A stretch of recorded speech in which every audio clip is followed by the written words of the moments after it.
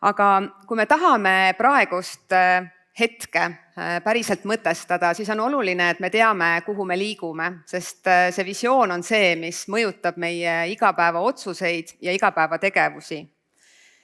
Tehisintellekti arengud on kaasa toonud täiesti uued võimalused, aga selle juures ka uued küsimused, võib-olla ka hirmud, mis meid kõiki täna väga aktiivselt puudutavad. Sellel teekonnal aitab meil orienteeruda inimene, kes oskab vaadata nii tehnoloogia kui ka ühiskonna muutusi ühe tervikuna. Ma palungi lavale Eesti juhtiva tehnoloogia ja innovatsioonivisionääri Linnar Viigi. Palun. Tere tulemast, Linnar. Tere hommikust. Enne kui sinu ettekanne päriselt algab, peatume korraks ja võtame fookusesse paar teemat, mis läbi selle konverentsi päeva jooksul jooksevad. Ja minul ongi esimese asjana südamel koostöö. Kuidas sina näed, et kas võiks öelda, et tehisintellekt võib-olla toob kaasa selle ohu, et me tegelikult igaüks areneme eraldi ja võib-olla see tekitab olukorra, kus meie killustatus veel rohkem kasvab.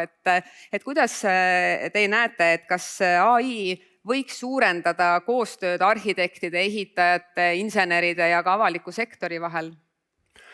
Ma tooks analoogia laiemalt võib-olla siin samas saalis olevate inimeste mälukildudesse.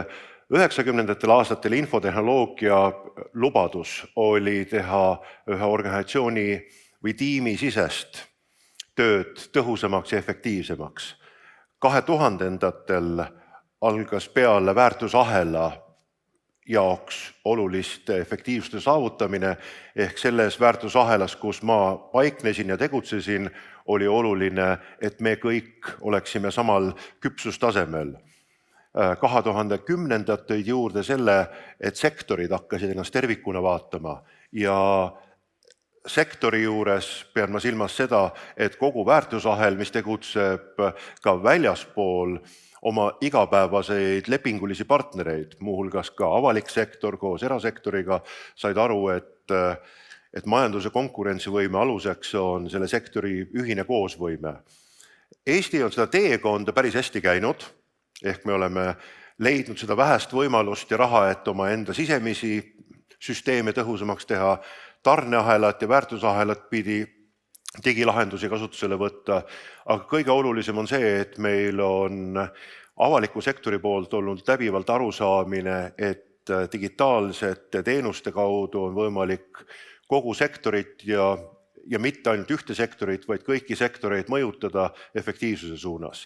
Nüüd, kui me selle kõige pilve peale, mis me oleme seni loonud, ehitame veel ka tehisintellekti poolt pakutavad võimalused, siis selle lähte-eelduseks on see, et on olemas töökultuur, kasutamaks digitehnoloogiaid, on olemas sisemine võimekus neid uusi lahendusi kasutusele võtta ja on olemas digitaliseerimise ja digitaalandmete aluskiht. Ma näen mitut riiki kõrvalt praegusel hetkel, kes räägivad tehisintellekti lubadustest olukorras, kus kogu nende asjaajamine toimub endiselt paberit pidi, füüsilistele dokumentidele inimkirjutatud allkirjad ja sellest veel ei piisa, seejärel liigub ta sekretariaatosakonda, kus pannakse ametlikult ka pitsat sellele dokumendile. Ma ei tea, kui paljud teist on Eestis asjaajamiseks viimase 5 aasta jooksul pidanud võtma oma asutuse šeifist pitsati, kas te mäletate sellist asja?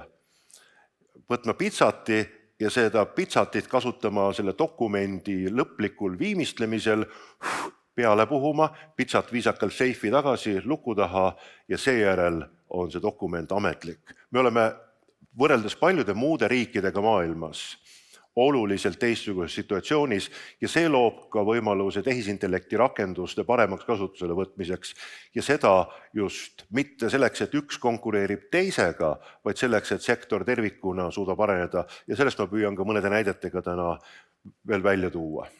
See on hea näide, mis sa tõid. Mina käisin aasta tagasi reisil Šveitsis ja seal kõik joonised, kõik dokumendid said ametlikuks siis, kui neil oli peal pitsat ja see oli eelmine aasta, nii et Eesti on selles mõttes tõesti väga kaugele arenenud. Aga me räägime kogu aeg, et ühiskond muutub ja tehnoloogia areneb ja siis teisalt on seal vastuolu, ja jällegi räägitakse, et ehitusplatsil ei ole 100 aasta jooksul mitte midagi tegelikult muutunud. Et millest see vastuolu tuleb ja kuidas teie näete, et millal siis tuleb see hetk, kus päriselt ehitusplats muutub ja mitte siis ainult tööriistade tasandil, aga sisuliselt? Kõik muutused, mida me oleme oodanud tihtilugu, inimestel on kombeks, et iga uus tehnoloogia peab olema kõigepealt see, mis päästab maailma või laiemalt siis niimoodi. Kõik see, mis on olemas maailmas siis, kui me sündisime, see on normaalne. Kõik see, mis tekib juurde maailma uue tehnoloogia näol, kuni me oleme 35 aasta vanused, on äge, innovaatiline, progressiivne. Ja kõik see uus tehnoloogia, mis tuleb siis, kui me oleme 35 pluss vanuses, on saatanast, hukatuslik ja selle tõttu kogu see maailm ka hukka läheb kiiremini, kui me arvasime. Aga kui me vaatame tegelikult selle pildi peale, siis muutused ei ole need, mis toimuvad kvartalis 4 ja korraga. Mitte kunagi, vaid need muutused toimuvad iga päev ja natukene. Läbi innovatsiooni kasutuselevõtu ajaloo on alati olnud näha see, et need ettevõtted ja organisatsioonid, kes iga päev natukene muudavad oma tööpraktikat vastavalt sellele keskkonnale ja võimalustele, mis ümber on, õpivad, eksivad, õpivad ja saavad uued teadmised, oskused juurde. Need on alati läbi ajaloo olnud ka edukamad ettevõtted. Ehk ma ei usu kunagi, et üheski ehitus- või arhitektuuribüroos oleks edukas see, et on olemas kuskil teadus-arendustegevuse osakond, millel on silt, mille ruumis toimuvad aeg-ajalt väiksed plahvatused, sealt tuleb suitsu välja ja siis tuleb keegi ütleb, nüüd on uus innovatsioon sündinud, hakake seda kasutama. See peab olema organisatsiooni läbiv ja see toimub mitte korraga, vaid sammhaaval, natuke haaval ja seal on see paradoks. Kui te lähete praegusel hetkel ehitusplatsile, siis see on väga teistsugune, kui ta oli 10 aastat tagasi, ta on väga teistsugune, kui ta oli 20 aastat tagasi, aga selleks, et näha neid muutuseid, mis on toimunud, tulebki korraks eemal astuda ja vaadata seda mitte ühe päeva ja selle suure tehnoloogia võimaluse kontekstis, vaid selles kontekstis, mis on toimunud ja mis hakkab veel kiiremini toimuma lähima 5 või 10 aasta jooksul.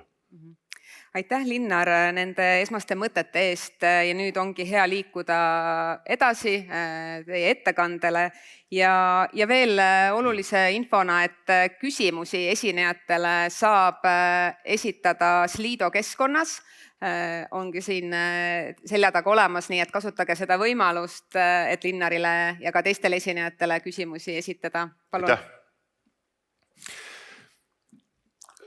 See tulevik on natukene teistsugune, millest ma püüan täna rääkida ja seal võib olla natukene asju, mida meenutada ja ma püüan jõuda välja ka selleni, et ma püüan leida värskeid, hästi konkreetsed näiteid, muuhulgas siis ka meid ümbritseva sellise, kui siia konverentsile sisse tulite, siis oli natukene nagu udune ja nagu suitsune olukord tehisintellekti ja tehnoloogia valdkonnas on see pilt veel udusem, käega kompamist on hästi palju, tohutud rahasummad, mida sellesse pannakse, miljoniga ei tee enam keegi midagi, miljard on juba peenraha, et kõik tehingud, mida praegu hetkel räägitakse, on selliste sadade miljardite kaugusel ja võib-olla selline pisikene kontekst Eesti jaoks.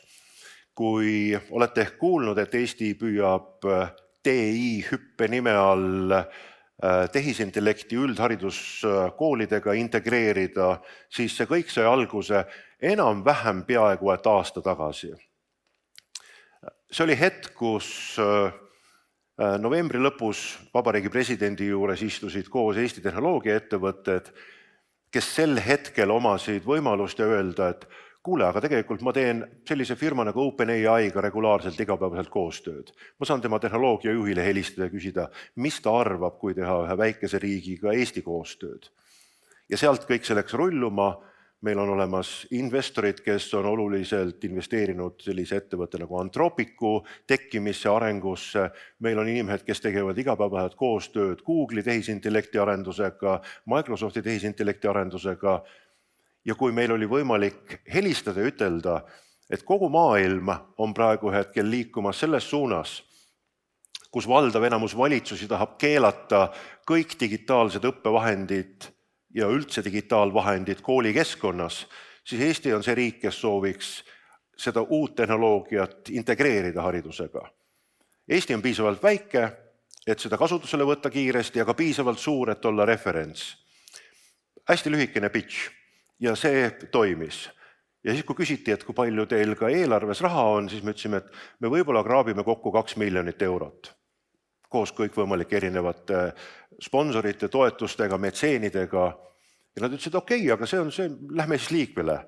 Ja me jõudsime täpselt sel hetkel oma lepingut sõlmida.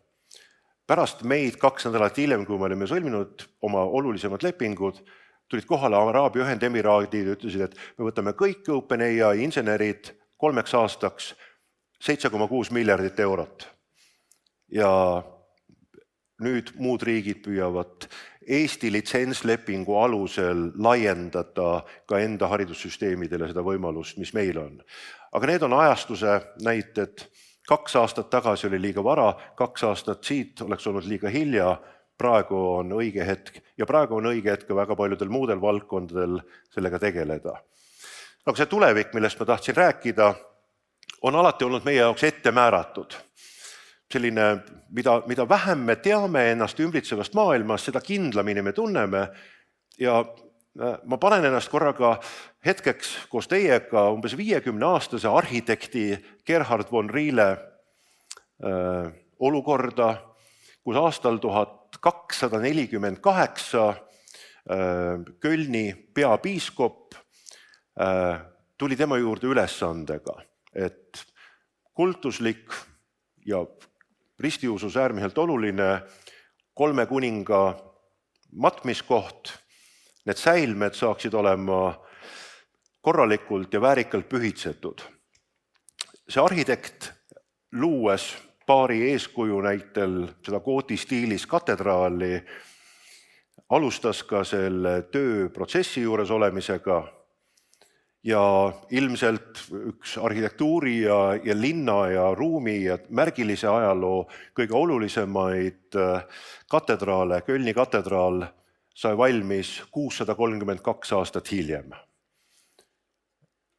See oli hetk, kus kohas see arhitekt ei mõelnud kunagi, ta teadis, ta sai aru sellest, et tema ei ole see, kes seda lõpetab, tema on see, kes selle käivitab, aga ta oli täiesti kindel, et sellise tehnoloogia, selliste vahenditega, selliste oskuste ja teadmistega on võimalik seda katedraali, seda visiooni ka ellu viia.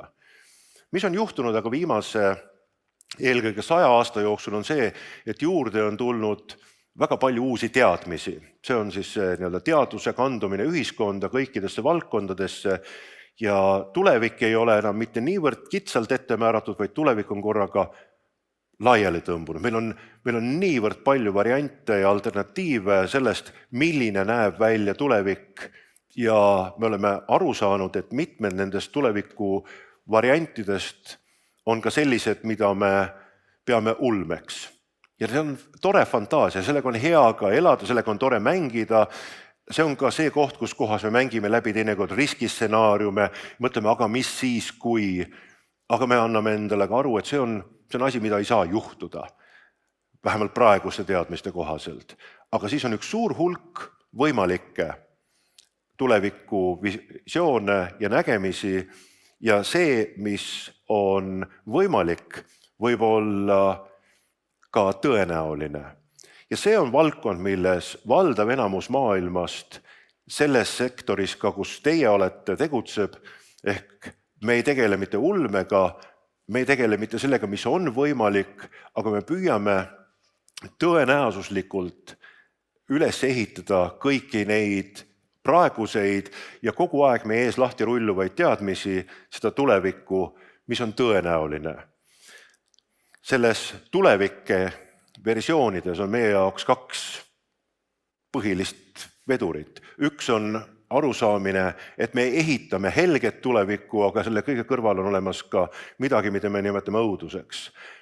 Hetkel võib olla miski, mis on käivitumas ohusignaalina meie jaoks ja me näeme, et kui nii edasi läheb, siis see maailm tõesti lähebki hukka.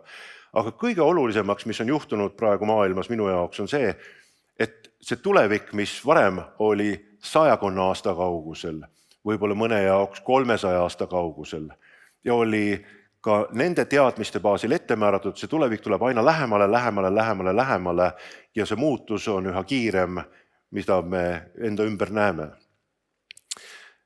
Tehnoloogia muutub oluliselt kiiremini kui inimesed ja oluliselt kiiremini kui inimesed seda suudavad kasutusse võtta. Ehk paljud tehnoloogia lubadused jäävadki ripakile ja kaovad, aga mõned nendest ka absorbeerivad ja mõned nendest muutuvad edukaks. Ma oleks korra aga tulnud jälle ajas tagasi aastasse 2017, kui Eesti oli Euroopa Liidu eesistuja ja Eesti koos McKinsey instituudiga pani Euroopa riigijuhtide lauale, mitte siit kaugel, kultuurikatla laval ühe raporti, mis rääkis aastal 2017 olemas olnud, mitte tuleviku, vaid aastal 2017 olemas olnud tehnoloogiate kasutuselevõtu mõju Euroopa Liidu tööturule aastaks 2030. Aastal 2017 ei räägitud tehisintellektist, vaid räägiti sellisest baasautomatiseerimisest ja digitehnoloogiate kasutuselevõtust, nii nagu nad olid olemas aastal 2017. Ainukene faktor oli see, et me võtame seda tehnoloogiat natukene tõhusamalt aja jooksul kasutusele. Ja võtame seda kasutusele sellepärast, et olla tõhusamad, efektiivsemad, sest me oleme konkurentsis.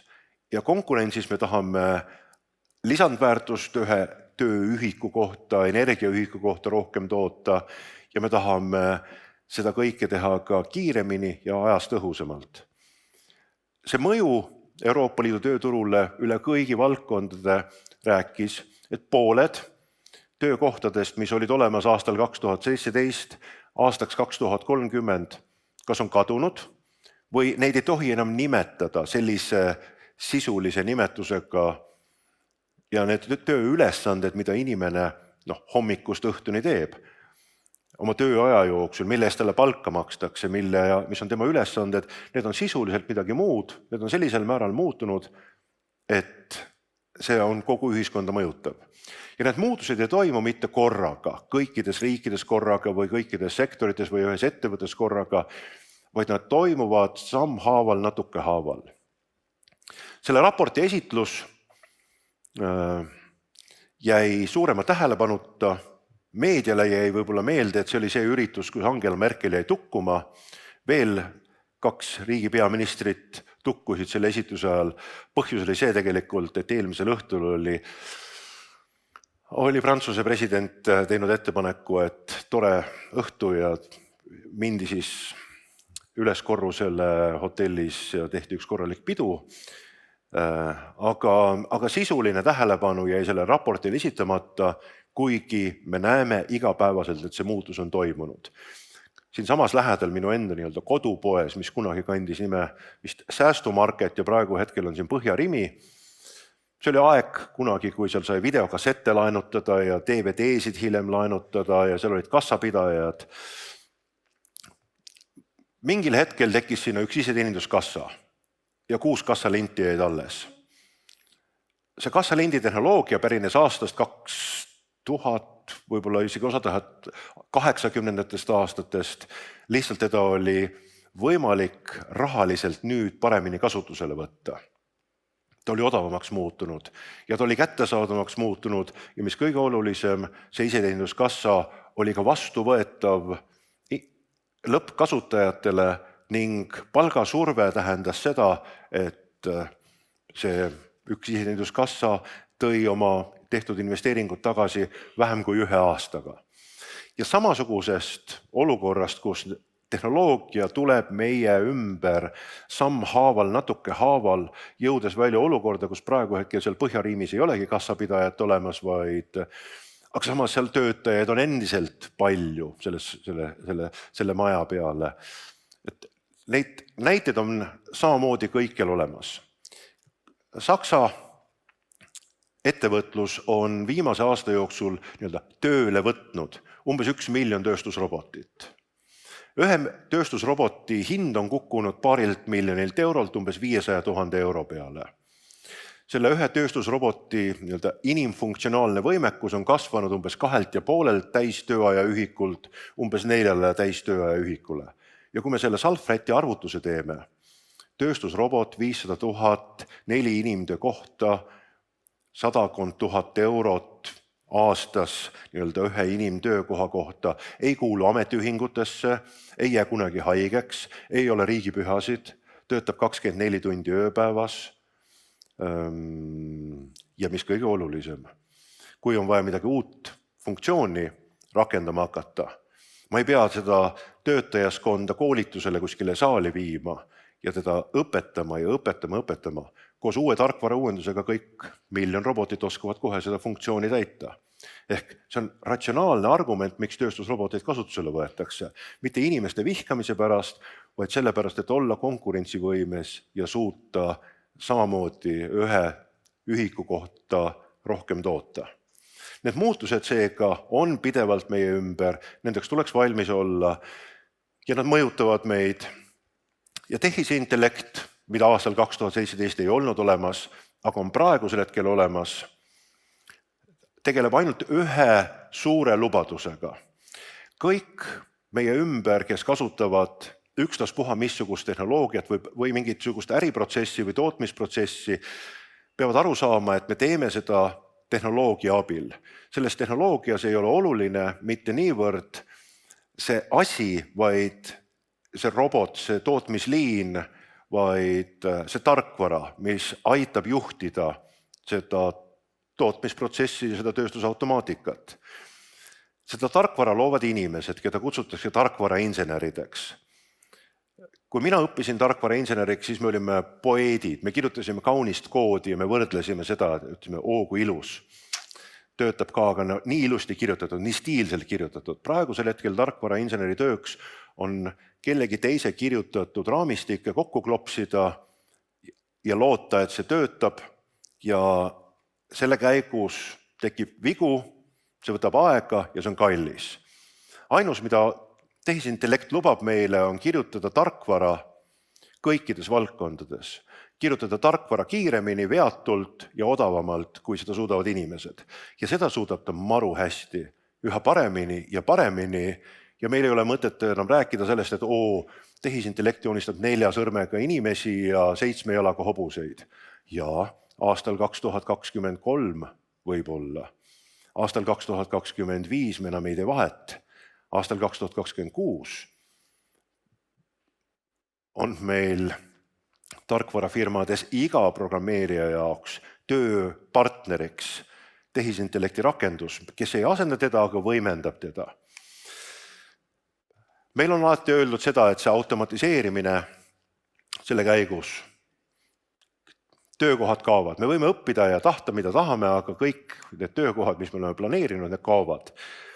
Yuval Harari on öelnud seda, et meie järgmine praegune, kõik meie plaanitud töökohad kaovad, sest automatiseerimine võtab nad ära. Tegelikkus on natukene teistsugune. Tegelikkus on hetkel see, et automatiseerimise mõjul ei ole meie töökohad ju kadunud, vaid me kohaldume natukese haaval. Tegelikkus on see, et meist on saanud aga algoritmide sihtmärk tarbijatena, inimestena.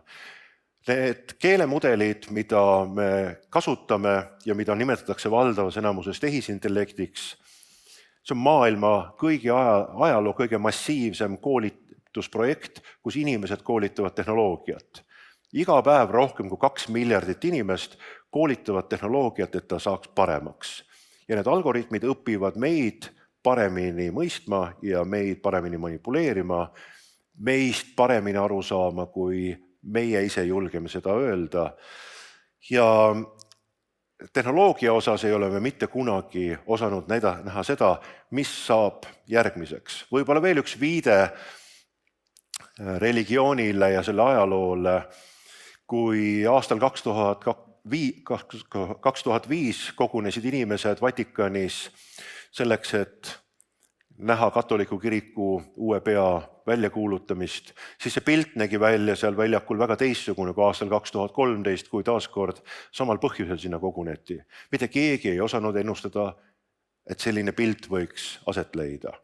Samamoodi keegi ei osanud ette ennustada, et aastal 2025 selle pildi loob hoopis tehisintellekt ja me saame aru, millega on tegemist ja mõistame, mis see on.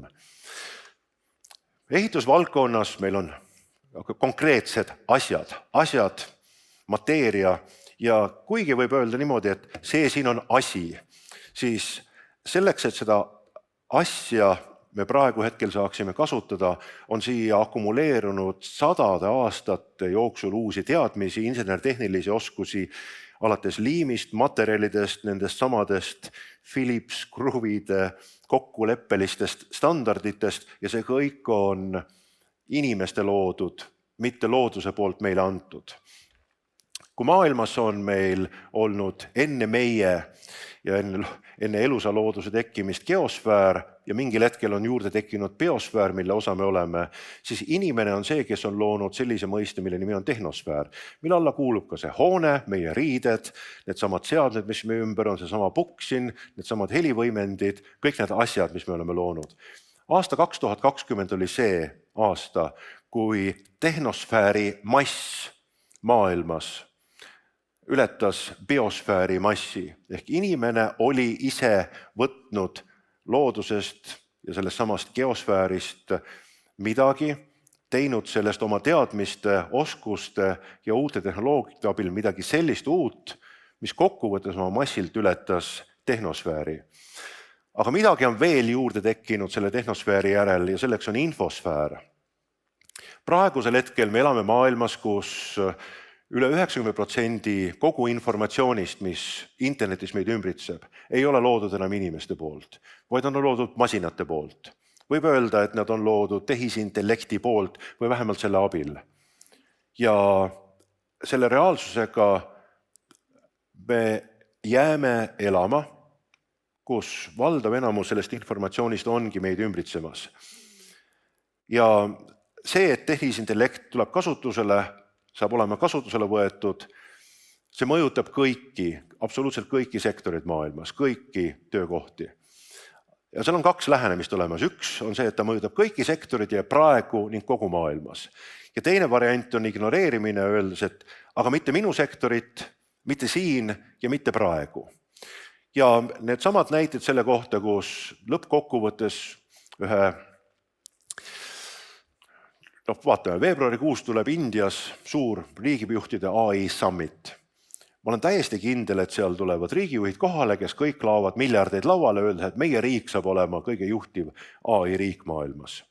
Me hakkame sellist ägedat asja tegema, et vähe ei ole. Nad ei saa seda teha, kui neil need samad paberid ja dokumendid liiguvad endiselt allkirja ja pitsatiga ja kogunevad paberarhiivi. See ei saa olla võimalik riigis, kus ja uskuge, selliseid riike on rohkem kui 50 maailmas, kus riigiasutusse tuleb elektronkiri, prinditakse välja ja pannakse arhiivi, sest et siis on sellest saanud dokument. Ja kujutage ette, kui sellele inimesele, sellele ametnikule tuleb 200 meili päevas, võib-olla on midagi veel juurde lisatud. Tean ühte riiki, kus selles välisministeeriumis töötab 230 inimest, selles ministeeriumis on 180 printerit ja seal on 5 täiskohaga inimest, kelle tööks on printerite tahmakassettide vahetamine ja printerite hooldus. Selle ministeeriumi kõrvale ehitati eraldi uus hoone selleks, et kõik dokumendid, mis välja prinditakse, saaks olema arhiveeritud ja sinna üles pandud. Ja kui kellelgi on vaja teada midagi, siis pöördutakse arhiivi poole ja see võtab mõne päeva aega selleks, et jõuda ühe dokumendini, mida otsiti. Need riigid ei tee mitte kunagi midagi mõistlikku AI-ga ega digitehnoloogiaga. Nüüd aga näidete juurde. Paar näidet, mis minu jaoks hakkasid silma just eelkõige sellest, kui ma vaatan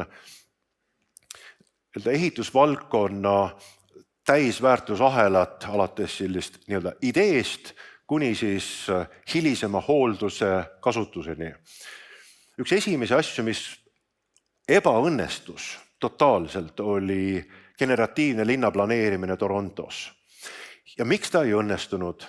Ta ei õnnestunud sellepärast, et inimesed ei olnud selleks valmis. Inimesed ei olnud valmis selleks ideeks, sest et selle linnaplaneerimise aluspõhimõtteks oli see, et see saab olema nutikas linnaosa, kus selleks, et see linnaosa funktsioneeriks tervikuna, on kogu tegevus baseerumas sensoorsel informatsioonil, mida kogutakse sellest keskkonnast.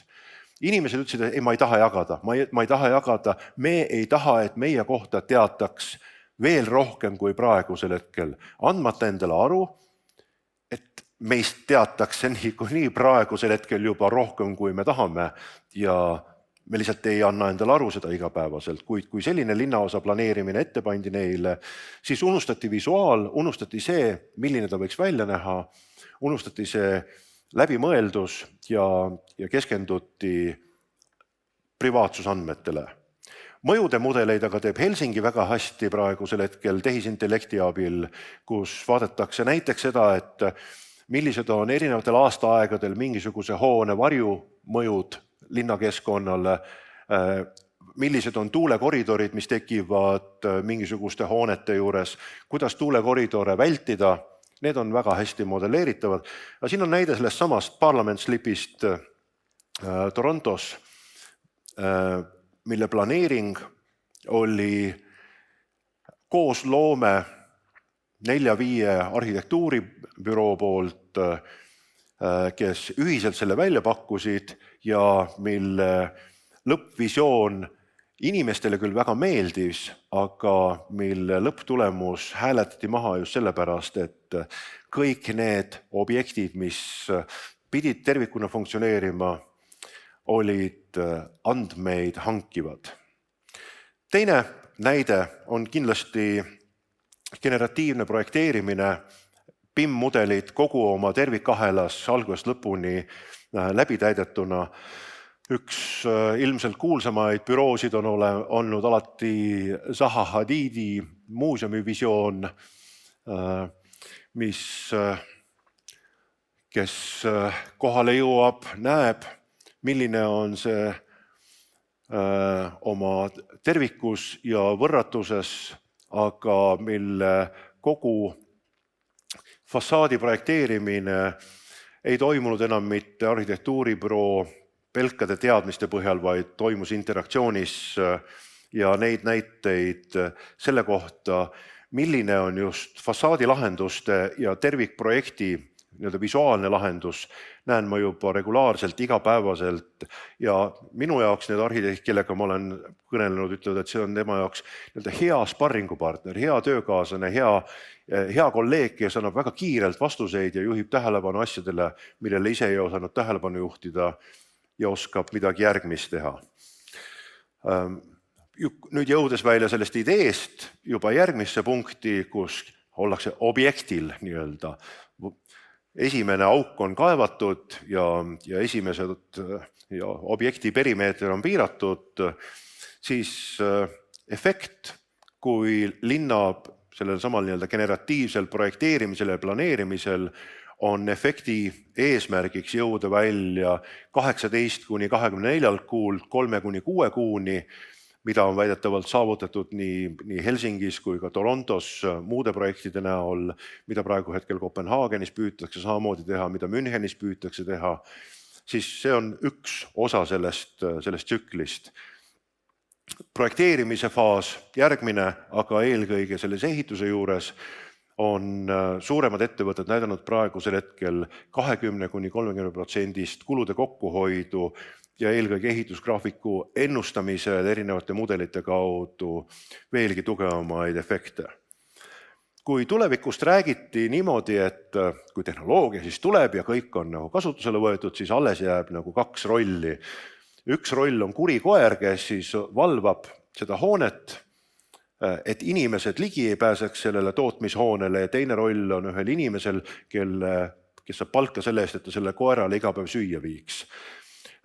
Need koeranaljad on alati maailmas väga toredad olnud ja üks tore koer, keda te siin ka näete, on Boston Dynamicsi poolt loodud, kes tegelebki ehitusobjektidel seirega, mitte ainult siis ehitusobjektidel, ka kaevandustes, karjäärides, maanteeehitusel ja kes on 24 tundi tööle palgatud. Suudab treppidest kõndida, suudab kõike ringi käia ja tema ülesandeks on tegelikult ainult sensoorselt kogu aeg jälgida, mis toimub, mis praegu toimub, mis on käinud, mis juhtub. Tema kaardistusvõimekus on umbes ruutsentimeetri mahus, nii siis allapoole, ülespoole külgedele. Tema andmete põhjal on võimalik teha reaalaja või peaaegu reaalaja modelleerimisi ja Trimbli hind on kukkunud võib-olla mõnede jaoks üllatavalt tõukoera kutsika tasemele. Et kui keegi on planeerimas endale väga eksklusiivset tõukoera perekonda soetada, siis selle kõrvale võiks soovitada äkki ka robotkoera, mis suudab andmeid genereerida 24 tundi ööpäevas objektist, kus te ise ei pruugi isegi kohal olla. Olles juba valmis jõudnud kuskile mingisuguse ehitusega, siis ehitusjärgne hooldus ja eelkõige ennustav hooldus ja kõikvõimalikud koristusgraafikud, juhtimine kinnisvarahalduses on see järgmine trend, mida me kindlasti oleme nägemas. Ja andmeid välja andev hoone on kindlasti väärtus mitte ainult selle haldusfirma jaoks, mitte ainult kliendi jaoks, kes seal elab või oma kontorit peab, aga sellel on ka täiesti sekundaarsed kasutusjuhud olemas. Ja toon ühe hästi lihtsa näite, et kui meil on korterisse paigatatud nutikas veemõõtja, siis, ja see enam ei ole nagu mingisugune uus nali või mingisugune uus efekt. Nutika veemõõtjaga on võimalik tegelikult väga hästi tegeleda ka terviseprobleemide analüüsi ennustamisega. Ehk hea näide on see, et juhul kui öisel ajal ühes korteris 2-3 korda lastakse vett number 1, sest igal vee kasutuskorral on olemas oma muster, andmemuster, kui palju ta vett võtab täpselt, samamoodi on võimalik ütelda, millisest energiaklassist on teie pesumasin ainuüksi elektrikasutusrütmi ja graafiku järgi, sest et iga seade, mis teil kodus on, mängib elektritarbimise meloodiat. Kokku on see üks müra meie jaoks, lihtsalt üks masin käib seal, niimoodi pöörleb, niimoodi mõõdab kilovatt-tunde. Aga tegelikult igal seadmel, igal USB laadijal on ka olemas oma muster, oma väikene meloodia, mis ta räägib. Ja samamoodi on sellel veel. Kui selles korteris tõmmatakse 2-3 korda öö jooksul vett, väikest vett, siis see on märge selle kohta, et kõrge tõenäosusega elab selles korteris meesterahvas, kellel tasuks eesnäärme probleemide ka arsti juurde pöörduda. Aga miks siis juba võiks siis selle korteri omanikule anda selle info, et teil võib-olla oleks vaja nüüd pöörduda arsti juurde, võiks kohe perearstile saata andmed nende korterite kohta, kus viimase poole aasta jooksul on regulaarselt igal öösel 2-3 korda väikest vett lastud tualetis, et ta ise pöörduks kutsega inimeste poole ja nüüd me jõuame välja sellele, et milleks andmed võimelised on ja milleks me ei taha, et nad võimelised oleksid. Me ignoreerime seda võimekust, mis tal olemas on, samamoodi nagu kogu selle korteri analüütikat ja muid analüüsivahendeid, mida on võimalik saada. Me veel ei taha seda kasutusele võtta ja need tunduvad ka ebaefektiivsed, sest et see insenertehniline võimekus programmeerida ja luua selliseid rakendusi tundub nagu mõttetu raha raiskamine ja aja raiskamine. Aga kui sa annad need andmed tehisintellekti kätte ja ta suudab seda vastata sulle need andmemudelite põhjal praktiliselt reaalajas ja koheselt ja tulla välja ka hüpoteesidega, siis see hakkab olema juba miskisugune muu maailm. Igas ettevõttes tehnoloogia juurutamisel peaks olema sõnastatud kõigepealt eesmärk. Strateegiline eesmärk. Miks me seda tehnoloogiat selles konkreetses valdkonnas tahaksime kasutusele võtta? Miks me tahaksime projekteerimise, ehitusobjekti monitoorimisel või oma BIM-mudeli täitmisel võtta kasutusele uut tehnoloogiat, miks üldse me tahaksime seda BIM-i kasutusele võtta. Kui meil on see eesmärk sõnastatud ja mitte üksinda, vaid tervikuna ahelas, sektoris, ettevõtetel ja mõistame, et sellest on meile kõigile kasu, siis järgmiseks on tehnoloogia valik ja tehnoloogia valikuid võib olla mitu alternatiivi, aga nad kõik töötavad selle standardi heaks. Kuid kõik see taandub sellele kõige rohkem, kas meil on olemas võimekus, organisatsiooni sees inimesena võimekus seda tehnoloogiat selle püstitatud eesmärgile lähenevalt kasutada. Me oleme sattumas sellesse punkti, kus kuna nii tulevik on üha lähemale jõudmas, tehnoloogiat on pidevalt juurde arenemas, siis üha suuremat rolli on kõikides riikides, kõigis valdkondades võtmas just sellised kompetentsikeskused, kes töötavad kogu sektori heaks. Ja üksik ettevõte ei suuda kogu selles AI maailma ütelda, no mis siis see rakendus on, mida ma peaksin kasutusele võtma. Toon näite, et kui aastal 2023 oli maailmas 4 tehisintellekti mudelit, mis suutsid pilte genereerida. Aastal 2024 oli neid umbes 700. Aastal 2025 on neid umbes 85 000. Mõni keskendub ripsmetele ainult. Mõni keskendub ainult silmalaugudele. Mõni keskendub ainult veepiiskade langemise gravitatsioonile. Ja millist siis meil vaja on sellest 85 000? Seda ei suuda ükski ettevõte üksinda välja valida, vaid selleks on abiks alati tehnoloogia kompetentsikeskused ja ideaalis see tähendaks seda, et ka tehisintellekti parem kasutamine Eestis ehitusvaldkonnas on ühine ülesanne ja selle jaoks on olemas kompetentsikeskus, kus on ka inimesed, kes suudavad nii koolitada kui ka välja pakkuda sobivaid lahendusi Eesti jaoks.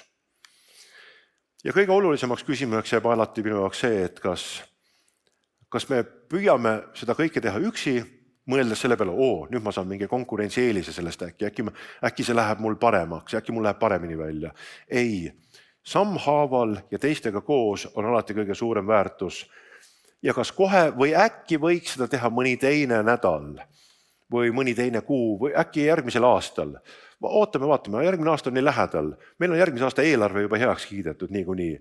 Seega järgmisel aastal ka ei saa teha. Teeme siis ülejärgmisel aastal.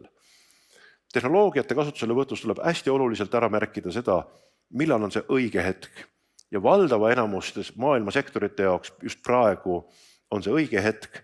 See hetk ei tule hiljem õigemana, vaid praegu on kõige parem hetk selleks, et igas valdkonnas tehisintellekti tehnoloogiat eesmärgipäraselt kasutusele võtta. Aga mina tänan teid ja hea meel, et meil Eestis asjad oluliselt paremini on korraldatud seni kui valdavas enamuses mujal maailmas. Aitäh!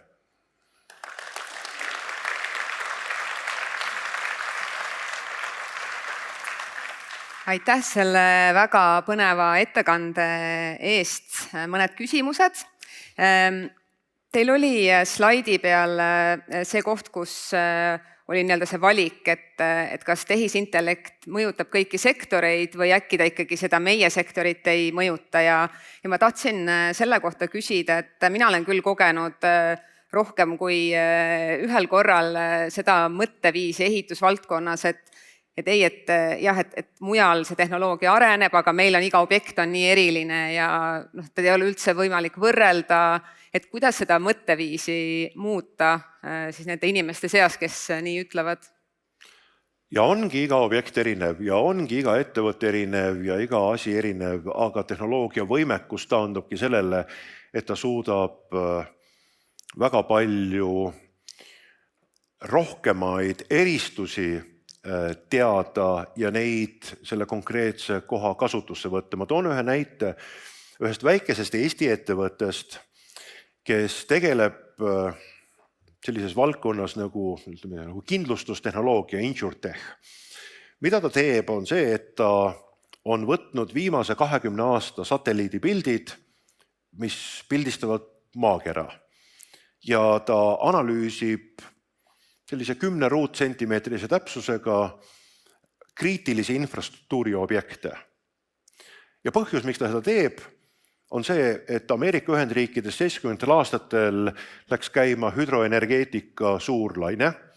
Enamus hüdroelektrijaamade tamme rajati 50-aastase elueaga ja lihtne matemaatika näitab 1970 pluss 50 aastat, et praegusel hetkel hakkab midagi juhtuma.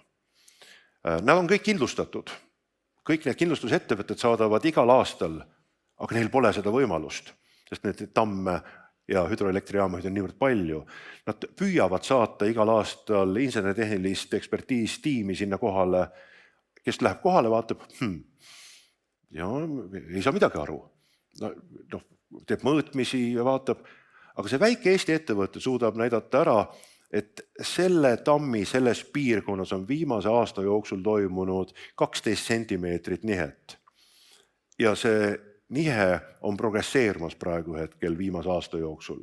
Nad on ette näidanud seda, kuidas sillad on kokkuvarisemise ääre peal ja nad on näidanud ka postmortemis seda, mis põhjustas ühe silla kokkuvarisemise Euroopas, Ameerikas, Ladina-Ameerikas omaenda andmete aegrea põhjal, olles siis analüüsinud seda konkreetset silda tagasi. Iga sild on erinev, iga tamm on erinev, kuid meetod selle konkreetse ülesande lahendamiseks on kõikjal ühesugune. Ehk ei ole olemas seda ühte suurt tehnoloogiat, mis on meie ettevõttele spetsiifiline ja vajalik, vaid on olemas 10 erinevat tehnoloogiat, mida kasutada selleks, et meil kasutada ära seda võimalust.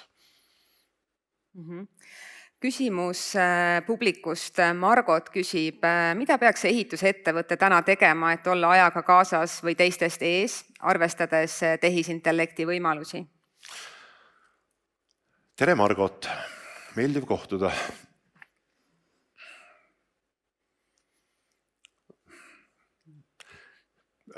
Minu esimene soovitus on alati see, et istuge koos maha ja esitage küsimus, et mis asi see on nüüd, mis siin maailmas toimub, millest kõik räägivad ja kas me peaksime midagi ette ka võtma. Selle lõpptulemus on parem, kui te oskate arvata. Eriti siis, kui te olete seejärel otsustanud, et jah, see on asi, millega me tahame paremini kursis olla. Ja teeme nii, et igal esmaspäeval, kui meil on koosolek, siis üks meist tutvustab oma eelmise nädala kogemuslugu. Asja, mida sai eelmise nädalal teada meie ettevõtte jaoks võimalikust tehisintellekti rakendusest. Ja seda praktikat ma olen näinud päris paljudes firmades praegu toimivat, reklaamiagentuurides, suhtekorraldusagentuurides, tarkvarafirmades, arhitektuuribüroodes, sisearhitektuuribüroodes, kus lepitaksegi kokku, et seesama tiim, kes ei ole tihtilugu suur, 10-15 inimest, Eestis ongi enamus ettevõtteid ju tegelikult sellised väike- ja mikroettevõtted, kus see väikene tiim omavahel infot vahetades jõuab välja selleni, okei, see oli hea näide, see oli kihvt asi, mida me saaksime teha, et me kõik sellest nüüd osa saaksime või et jah, hakka seda kasutama. Ja tegelikult nüüd räägime ausalt ära. Eestis inimestest, kes on tööturul praegusel hetkel igast hommikust õhtuni, umbes 80% kasutab tehisintellekti. Ja nendest üle poole kasutab tehisintellekti selleks, et oma tööd paremini teha. Aga nad oma ülemusele ei ütle seda üldjuhul. Nad teevad oma töö kiiremini ära, tõhusamalt ära, aga ülemus sellest teada ei saa. Nad on enda aja teinud efektiivsemaks, aga ettevõtte bottom line'i see ei lähe. Kui enne öeldi inimesele, et nii, siin tuleb hankedokumendid ette valmistada, kaua sellega aega läheb? No 2 nädalat nagu tavaliselt. Me siin ikka peame pingutama ja tegema asju ja 2 nädalat läheb 2 päeva ära ja ülejäänud aja võitis see inimene endale, aga ettevõtte jaoks ei muutunud asi efektiivsemaks. Ehk mul on väga suur üleskutse ka omanikele ja juhatustele mõtestada enda jaoks lahti seda, kui tehisintellekt tõepoolest on meie ettevõttes kasutusel, mida see tähendab tegelikult meie ettevõtte bottom line'i jaoks, kuidas seda kasutusele võtta nii, et sellest oleks kasu ka ettevõttele. Mitte ainult see, et inimene mõtleb, et mu kuupalk ei muutu sellest ju, kui ma nagu 4 tundi kiiremini asju teen. Hästi loogiline mõtlemine, hästi loomulik, mina mõtleks, et täpselt samamoodi. Et võtan tehisintellekti kasutusele ja mul on vähemalt üks pärastlõuna nädalas vaba teha midagi muud. Surfata, shopata, olla internetis, Instagramis, minna jõusaali, minna loodusse, ütelda, et come on, ma nii hästi mäletan seda. 90 aasta algus meie ettevõttes oli tööl raamatupidamise osakond. Raamatupidaja olid inimesed, kes hommikul tulid tööle, kohvitasid, tegid oma asju seal natukene kohvinurgas ja siis ütlesid, ma lähen panka nüüd. Äkki kellelgi tuleb ka mingisugune selline mälestuskild meelde. Nad tulid pärast lõunal, nad olid käinud juuksuris, maniküüris ja neil olid ostukotid kõigil olemas ja nüüd olid neil pangas käidud. Ettevõtte jaoks ei muutunud midagi efektiivselt. Me tõime internetipanga nende lauale ja nad ütlesid, et ei, see siia ei tööta. Nii ei ole võimalik tööd teha. Aga nüüd ikkagi kokkuvõttes oli võimalik tööd teha ja lihtsalt see muutus oli nii valus. Ja mu soovitus on alustage sellest, et te räägite oma vahel, mis, kas, kuidas, kes, aga veel kord kõige olulisem, mõelge selle peale, millistes tööülesannetes on seda võimalik praegusel hetkel juba kasutusele võtta nii, et temast oleks päriselt ka ettevõttele mõju, mitte ühe inimese igapäevatööle. Väga head mõtted. Küsimus veel, mis on saanud hetkel kõige rohkem pöidlamärke, et kas te oskate öelda, millised ärimudelid ehitusvaldkonnas löögi alla jäävad siin lähiajal? Oi, ma ei tea. Mina ei kujuta ette, ma muidugi ei kujuta ette, kellel kõigil neid büroosid vaja on. Ausalt ei kujuta ette, et kogu minu komplimendi juures nagu meie ootuste suhtes, siis juhul, kui meil lisandub tööturule üha rohkem ja rohkem ideaalis, lisandväärtust loovaid pigem selliseid büroo töökohti, siis nende töökohtade tulevik on löögi all, aga ka nende töökohtade organisatsiooni mudelid on löögi all. Et kunagi räägiti sellest, et kuidas siis nagu kirikukellad atradeks või millekski muuks ümber teha, et kuidas neid büroohooneid kasutusele võtta. Aga samamoodi ma esitasin küsima, kellel on vaja neid imekaunid autosalonge, mida ehitatakse igale poole. Igas linnas peab olema neid ilusaid autosalonge ja ma ikka endiselt ei tea, et kelle jaoks neid suuri salonge vaja on. Ja miks nad ehitati sellistena. Et kindlasti meil autosid vaja on ja autosid müüakse ja lihtsalt see ärimudel, kuidas üks auto jõuab ühe lõpptarbijani välja, on väga teistsugune ja see muutub üha kiiremini. Et seal on paar valdkonda lihtsalt.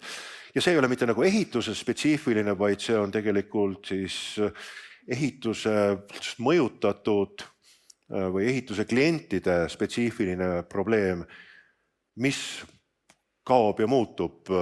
Seda me teame ka, et 2-toaline korter on meil 70 ruutmeetrilt jõudnud alla 45 ruutmeetrile, täiesti kohutav. Aga kõik ütlevadki, et inimestel pole vaja kodus nii väga elada, võtke New York eeskujuks, võtke suured linnad eeskujuks, inimesed söövad väljas, tellivad endale Bolti ja Wolti koju ja neil pole köögis sellist pinda vaja, neil on vaja ainult ühte suurt ekraani, millest vaadata Netflixi õhtul, normaalset helisüsteemi, sundventilatsiooni sellesse korterisse normaalse õhuga ja piisab täiesti. Et kodu kui sellise kontsept on samuti muutumas. Et need muutused on toimumas hästi kiiresti ja peale kasvanud põlvkonna mõttes on minu meelest kõige olulisemaks tähele panna seda, et meil on peale kasvamas mitte ainult Eestis, vaid ka kõikjal maailmas põlvkond, kes ei taha omada, kes ei taha laenu võtta, kes ei taha kohustust võtta. Ja põhjus on hästi lihtne, sest et meil on esimest korda praegusel hetkel koolis käimas põlvkond inimesi, kes elavad halvemini kui nende vanemad. Esimest korda inimkonna ajaloos. Nad on saamas endale riigivõlad, nad on saamas endale nässu keeratud looduse, nad on saamas endale nagu toksilise, füüsilise looduskeskkonna, lootusetuse tööturul midagi teha ja neid kannab pessimismi noot, mis on tugevam, kui me oskame igapäevaselt märgata. Õigustatud pessimismi noot kusjuures ja väga võimalik, et selline ministrile räägitud väikelinnade rendikorterite tulevik on võib-olla see, mis ka noort põlvkonda, kes praegu hetkel õpib koolis või ülikoolis, ka mõjutab. Meie üliõpilased, mitte ainult meie üliõpilased, on ju praegu hetkel kõikjal maailmas, üliõpilased on streikima hakkamas, nad streigivad ülikoolide vastu öeldes, et ülikoolid, te lubasite meile, teie lubadus, turunduslubadus oli see, tulge omandage bakalaureusekraad, tulge omandage magistrikraad ja teil on parem tulevik. Ja mida te õpetate meile? Täiesti ebarelevantseid asju. Teil on mingi 20 aastat samade slaididega töötanud professorid, kes ei saa mitte midagi aru, mis tegelikult maailmas toimub ümberringi ja kes ei taga meile mitte ühtegi võimalust tööturul hakkama saamiseks tänu sellele diplomile. Need on karmid sõnad, aga need on hästi õigustatud sõnad ja ma arvan, et see põlvkond mõjutab meid tulevikus rohkem, kui me oskame arvata. Jah, üks viimane kiire küsimus. Kas pole mitte oht, et inimene muutub AI-ga järjest laisemaks ja rumalamaks? Jah, muidugi on, et inimkond on läbivalt niivõrd laist kui võimalik. Me oleme täis keskpärast kirjandust, me oleme täis väga halba luulet, me oleme täis kohutavat kunsti, me oleme täis väga inetuid autosid. Selleks, et seda tippu välja joonistada, need kindlasti lähevad veel ägedamaks, aga valdavas enamuses inimkond keskpärastub ja selle keskpärastumise ärimudel on kõige ägedam ärimudel. See, et Netflix näitab mitte meile parimaid filme, vaid keskpärasemaid filme aasta-aastalt, ei tulene mitte sellest, et see oleks nagu kuidagi ja me mandume ka, aga me nagu muutumegi selliseks, et meile piisab vähesemast ja see ajaviide on muutunud selliseks, mis mõjutabki meid ja selle mõju tulemusena me keskpärastume. Laiskus on omaette teema, aga just see keskpärastumine on, ma arvan, see, mis on valdava enamuse inimeste jaoks maailmas suur probleem. Aitäh, Linnar, väga palju mõtlemisainet kindlasti. Kui saab positiivse noodi pealt lõpetada, siis me oleme üks unikaalne piirkond endiselt maailmas. Puhas vesi on ja meil on maad ja meil on siin nagu viljakas pinnas olemas. Ja meil on täiesti normaalsed inimesed valdavas enamuses meid ümbritsemas, keda me ei pea kartma ja kes käituvad nagu etteaimatavalt ja on nagu püüdlikud ja normaalsed. See on unikaalne koht maailmas selles mõttes, et me oleme ja hoiame seda sellisena siis ja väärtustame seda sellisena. Teeme siis ka sellist füüsilist infrastruktuuri elukeskkonda meile, kus oleks nendel normaalsetel inimestel oleks võimalik ka normaalselt tulevikus elada. Ja see võiks olla nagu ehitusvaldkonna suur missioon. Aitäh! Aitäh! Aplaus Linnarile!